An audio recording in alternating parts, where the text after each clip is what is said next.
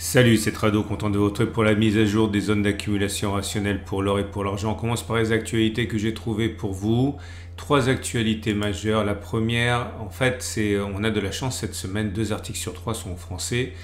Premier article, eh bien, ça vient de mon partenaire L'Or et l'Argent. Et dans L'Or et l'Argent, c'est un focus, un gros plan sur l'Eldorado que constituerait l'or dans l'espace. On sait qu'il y a encore des mystères, beaucoup de mystères autour de l'apparition de l'or sur Terre. Et dans certains cas, eh bien, les yeux se tournent vers l'espace pour aller notamment tirer parti du potentiel colossal de la présence de métaux précieux. Je vous laisse découvrir ça. Ça vous intéressera notamment pour savoir à qui appartient l'or que l'on trouverait sur la Lune et éventuellement, bien sûr, la crainte pour certains de ce qui se produirait si une chasse à l'or des étoiles, ou plutôt des météorites, était lancée. Deuxième article que j'ai trouvé pour vous, c'est également un article qui vient de mon partenaire L'Or et l'Argent.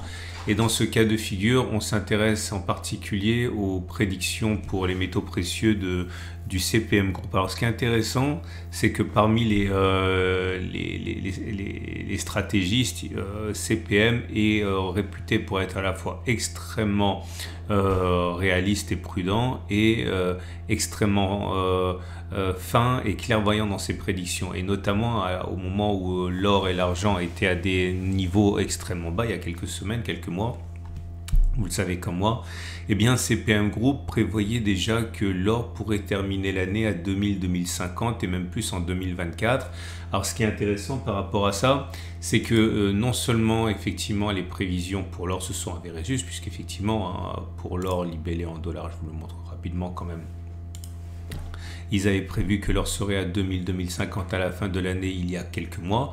Et effectivement, nous sommes entre 2020 et 2050. On est précisément à 2002. Enfin non, à 1993 maintenant. Mais ce qui est intéressant, je disais, c'est que du côté de l'argent, les prévisions n'ont pas encore été atteintes. Et si elles s'avéraient aussi justes que celles qui ont été données pour l'or, eh bien ce serait vraiment très intéressant puisqu'il parle d'un objectif qui pourrait être de 28 dollars, d'entre 23 et 28 dollars. Alors 23 on y est déjà, donc bien joué. Et si on devait aller chercher la borne hausse, ça veut dire aller chercher ici une progression à la fin de l'année, début d'année 2024 de plus de 20%.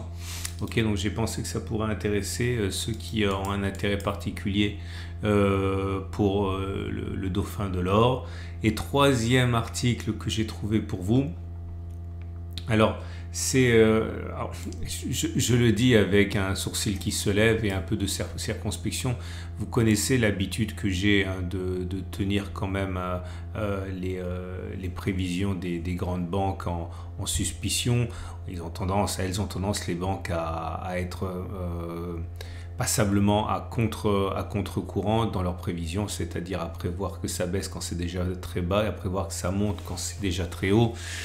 Et voilà, il faut savoir que le stratégiste or, enfin un des stratégistes or de Bloomberg, c'est vraiment pas n'importe qui, ce sont des personnes qui ont une légitimité évidente, commence à annoncer des objectifs comme 3000 dollars en 2024. Alors, je le dis avec énormément de circonspection. Je le dis également en insistant sur cette qualité que j'ai déjà évoquée des prévisionnistes des grandes banques et des grandes institutions d'être plus souvent eh bien dans le faux que dans le vrai dans les prévisions. Personne n'est capable de dire ce qui va se passer. Mais voilà, ce genre d'objectifs extrêmement ambitieux se multiplie lorsqu'on a beaucoup monté. Et si vous suivez mon regard, il est sain peut-être de se méfier de ce qui pourrait se passer à court terme, parce que ça me semble devenir un petit peu trop à la mode, des prévisions extrêmement ambitieuses à court terme pour l'or. Voilà.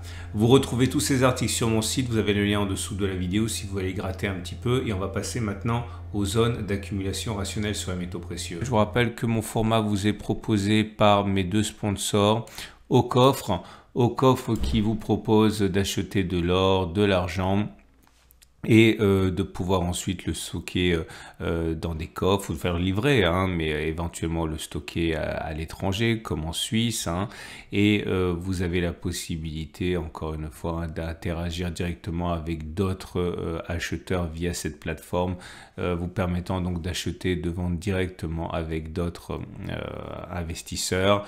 Et mon autre sponsor que vous connaissez également, Veracash, Veracash qui vous permet d'acheter de l'or, de l'argent et d'y adosser une carte Mastercard, tout ce qu'il y a de plus classique. Donc si l'or voit son cours monter, eh bien tout simplement vous pouvez dépenser plus.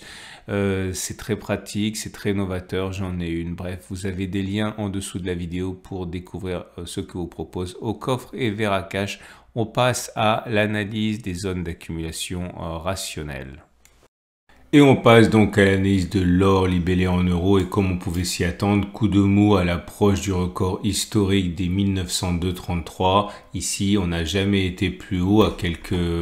voilà, le plus haut c'était ici 1902,33, et on voit que sur la séance d'il y a 3 jours, on a réussi à accrocher 1911, donc 20 centièmes, et à partir de là, certains ont pris leur profit, quoi de plus légitime après la hausse à laquelle on a assisté. Un retour sur la prochaine zone d'accumulation rationnelle 20-18-10 est souhaitable, hein. Ça voudrait dire attendre une baisse de 2 à 3,5% pour la prochaine accumulation. Quoique vous remarquerez que cette petite touchette a déjà eu lieu ici, c'était le 24 octobre, hein, donc rien ne garantit qu'on y aille, mais en tout cas ce serait une zone d'accumulation rationnelle comme le serait un retour sur les 17,37, 17,22, tendance de long terme haussière, tendance de fond haussière. Bougie Aiki-Nashi médiocre, puisque vous avez maintenant 2 bougies rouges qui ont fini par impacter, hein, les bougies Aiki-Nashi, et la première bougie Aiki-Nashi rouge apparaît, elle n'est pas très baissière parce que c'est une petite bougie rouge avec mèche haute, mèche basse, pas une grande bougie rouge sans mèche haute qui est très baissière ici, donc c'est plutôt de l'indécision, une pause pour l'instant, mais en tout cas ce n'est plus haussier. L'or libellé en dollars est également dans une situation comparable, si ce n'est qu'on n'est pas du tout sur de niveaux records, hein. On vient de franchir et on vient même de s'installer aux alentours des 2000, on était au-dessus de 2000 encore ce matin, et là on est à 1982, un retour sur la zone d'accumulation rationnelle des 19,47, 19,08 dollars est possible et souhaitable, tendance de long terme haussière, tendance de fond haussière, bougie Aiki-Nashi, plutôt médiocre, plutôt baissière, avec des bougies, avec une première bougie rouge, mèche haute, mèche basse, donc c'est de l'indécision pour l'instant, mais ce n'est plus haussier, ça c'est une certitude. Je le répète, une baisse, hein, qui nous amènerait à perdre aller entre 2 et 4% serait à la fois souhaitable et fortement plausible. On passe à l'argent, l'argent libellé en euros pour commencer. Et vous constatez que le coup de mou est également présent sur l'argent libellé en euros. Idéalement, il faudrait baisser encore. J'aimerais bien qu'on aille chercher cette zone des 20,3, 18,8, mais ça me semble un petit peu ambitieux. C'est pourtant la zone d'accumulation rationnelle la plus évidente. J'ai pas envie d'en recommander, d'en présenter une autre parce que je ne la vois pas vraiment. Donc pour l'instant, je suis attentiste en répétant que la prochaine zone d'accumulation rationnelle c'est 23, 18, 8. On verra ce qui se passera. Tendance de long terme et tendance de fond plutôt neutre puisque les moyennes mobiles sont à plat comme ça et les cours sont à leur contact. Par contre, les bougies Aiki-Nashi, pour le coup, ne sont pas encourageantes, hein, avec bougie rouge ici, mèche haute, mèche basse, donc c'est médiocre, hein, mais c'est plutôt baissier. Et on va terminer avec l'argent libellé en dollars. Et cet argent libellé en dollars est dans une situation équivalente, consolidation qui arrive à propos, hein, pour espérer un retour. Alors là, j'ai envie de dire qu'il y a une petite zone d'accumulation rationnelle ici. Elle est fragile, elle est médiocre, mais c'est pour ceux qui douteraient d'un retour sur les 21,3, 19,9. Donc je vais lui donner une valeur. Je me réserve le droit de l'adapter par la suite, hein, mais je ne vois rien pour l'instant très très clair. On va dire que c'est entre 22,3 et 21,7. J'ai envie de dire encore une fois que c'est mieux que rien. Mais la vraie zone d'accumulation rationnelle, c'est 21,3, 19,9 ici, hein. On l'a déjà touché, aucune garantie qu'on y aille. Par contre, vous remarquerez que les cours sont en dessous de la M200 et de la M50 qui descendent. Donc, on est toujours fragilement positionné ici, ce qui m'incite à penser qu'un retour sur les 23, 22,3, 21,7 est quand même plausible, hein. Voilà, c'en est terminé pour ce tour d'horizon rapide du mercredi. Je vous rappelle 3 choses. 1, si vous avez aimé le format, sachez qu'il est mis à jour le mercredi et le samedi. Samedi version longue, mercredi, samedi courte, version courte. Rappelez-vous également, si vous le voulez, que vous pouvez découvrir les articles dont j'ai parlé sur mon site. Vous avez un lien en dessous de la vidéo. Enfin, et parce que c'est très important pour moi, si vous likez cette vidéo, ça me donne un petit peu de visibilité et cela permet de faire connaître le domaine de l'or et de l'argent à ceux qui, à tort, à mon avis, ne s'y intéressent pas du tout. Voilà, à samedi pour la mise à jour.